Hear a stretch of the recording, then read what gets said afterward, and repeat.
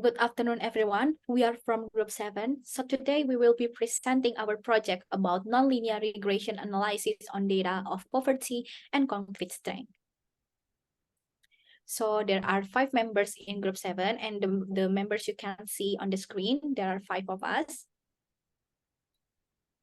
And here are the table of content that we will be talking about today. The first one is we will be talking about the definition of the nonlinear regression itself. Then we will be moving on to the problems. The first problem is poverty, and the second problem is concrete strengths.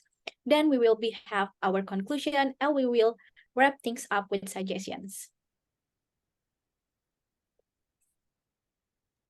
Okay, so I will explain the definition of nonlinear regression. In statistics, nonlinear regression is a form of regression analysis in which observational data are modeled by a function which is a nonlinear combination of the model parameters and depends on one or more independent variables. The data are fitted by a method of successive approximations, and a simple nonlinear regression model is expressed as follows. The function here you can see the function relates a vector of independent variables x and its associated observed dependent variables y. The function f is nonlinear in the components of the vector of parameters beta.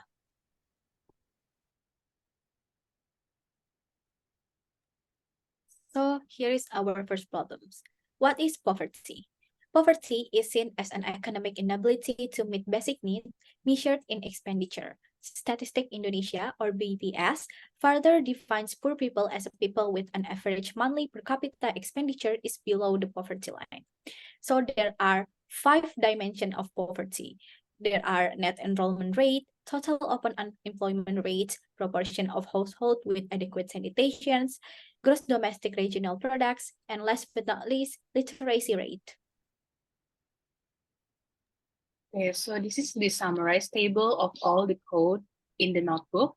For the nonlinear model, the AAC and the BIC is lower than the linear model. So it's better to use the nonlinear model regression. The nonlinear regression outperforms the linear regression in explaining the data of poverty in Indonesia.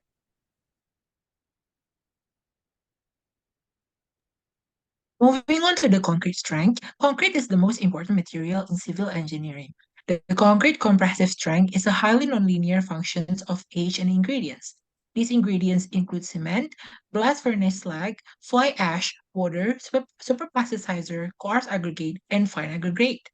We get our data from Kaggle, and there are 1,013 number of instances, 9 number of attributes, 8 quantitative input variables, and 1 quantitative output variables. So these are the results that we get from Wolfram Mathematica.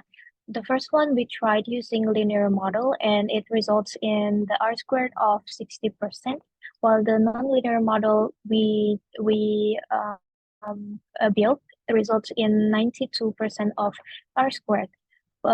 So in this case, the AIC and BIC, we can see that the nonlinear model has higher AIC and BIC, but I think it's still better to use considering the R squared and the significance of the estimation parameter.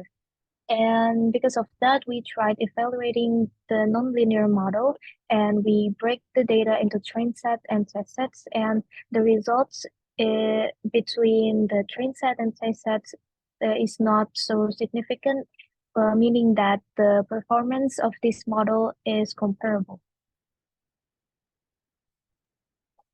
In conclusion, we built a nonlinear model for poverty in Indonesia and concrete strength using the nonlinear model fit function.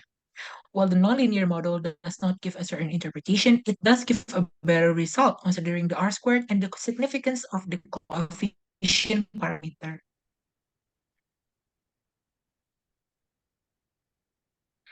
So both of the problem custom designed nonlinear model yields higher R squared with significant parameters at 10% confidence level for poverty and 5% confidence level for concrete strength. It indicates complex interactions among variables and highlights the importance of extreme nonlinearities and interactions among variables. So the suggestions for our own project will be, the first one is do further studies on why the interactions between certain variables can affect both proportion of pore and concrete strength in order to give a better interpretation of the data. And to try adding other variables that may be the factors of each problem. For example, in poverty, the population occupation and population health can be included in the model. In addition, try using of more detailed observation unit, for example, at the district or city level. So here are the references for our projects. And that's all about our project presentation today. Hope it will be helpful, and thank you for your attention.